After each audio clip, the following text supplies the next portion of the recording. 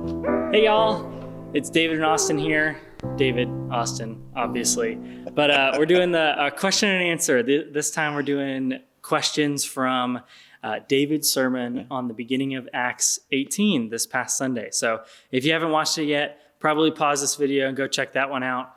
And then, but yeah, we're gonna get into the questions. Yeah. Personally, I've loved this format. We get to get a little bit more into the questions to kind of help get a better answer. You know, I like it too. It's forced me to do even deeper study. You have amazing questions, and we're thankful for that. And there are things that, as I was studying your questions this week, that I didn't know, and was excited to just even learn some of that as well. So thank you for asking these questions. Please continue to ask questions. And again, you can ask anything regarding the sermon text that we're walking through, the Greater Sermon Series. If you have any other theological questions, we'd be happy to answer those as well. Think of this as kind of your question and answer time, and we'd be happy to handle any question that you may have. Yeah, we want to talk about what you're interested in. So all right, Acts 18. How do we balance enjoying the benefits of religious freedom with putting our foot down regarding religious pluralism? In other words, here the religious freedom was a blessing to Paul, but how do we as believers balance allowing others freedom to choose while not encouraging all paths lead to God? So I think the question is, as Christians, like, what do we believe about, freedom of religion versus, a pluralistic salvation or something like that? Yeah, this is a really good question, and one of the questions that's dear to my heart, because just so you know, part of my heart is to help Christians understand how to live in society, how to be good citizens, and at the same time, be reminded of the fact that we are first citizens of the kingdom of God before we are citizens of the country in which we reside. Yeah. And at the same time, I believe that we're called to be good citizens and bless the country and the city and the community in which we reside, but first we're Christians. So how do we unpack this question? Great question. I think we need to understand we're dealing with two different categories. One is a category of governance. The other is a category of theology. And so when we're talking about religious freedom, we're talking about the category of governance. We want religious freedom.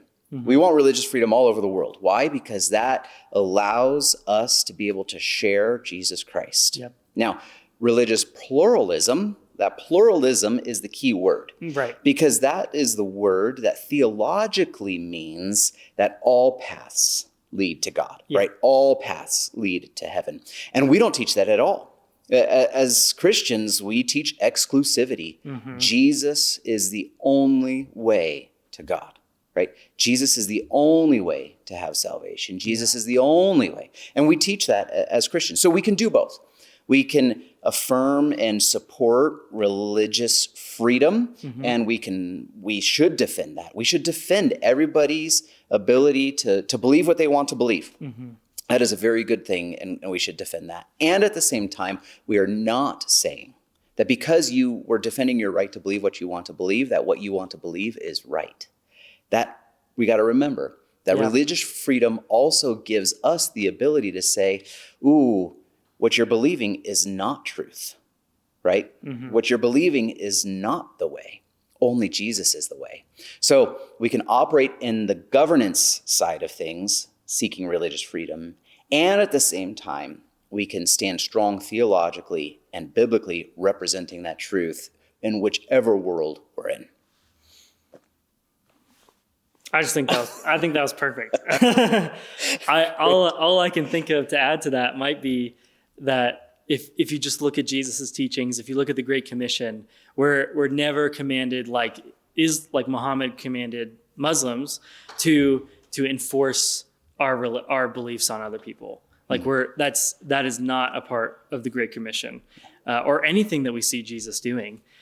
He often, in my opinion, in my own earthly perspective, it's like man, he was a little too much on like the religious freedom part. Like he was too much letting people believe what they wanted to believe, but he still pleaded with people. He still sought out the people that were lost. He still preached the gospel like that. Just because we believe in religious freedom for our governance, that does not necessarily lead to logically, oh, well, then all paths lead to salvation. That's not the case. I think another way of thinking about this is if we identify and understand that religious freedom helps us bring clarity. It lets us say, here's what we believe, here's what we don't believe. Mm-hmm. It's okay for you to believe what you want to believe, but we are going to be clear and say, that's not true. That's not biblical truth, and what you believe does not lead to God. That's clarity. Yeah. Religious pluralism doesn't allow that. Right. And so then if you have religious pluralism, you run the risk of coercion, right? So you're trying to coerce people, and we don't want to do that either, right? So you want to be able to think, and that's why I think it's important to think about it in two different categories, right? If we think about it in an area of governance and then an area of theology, and we can operate in both effectively. Yeah. This kind of has got me thinking, in a way, religious pluralism is totally opposed to religious freedom. Because if I'm saying all paths lead to Jesus, then I'm making my truth statement. I'm making my truth claim, and I'm enforcing it on you for you to believe, hey, you have to believe that all paths lead to Jesus. That's a whole new religion. Yeah. It's coercive in nature. It's coercive in nature, exactly. Mm-hmm. So if I'm saying, oh, everything leads to Jesus, and then that's me saying you don't have the right to say that there's only one way. Right. Yeah. So great question.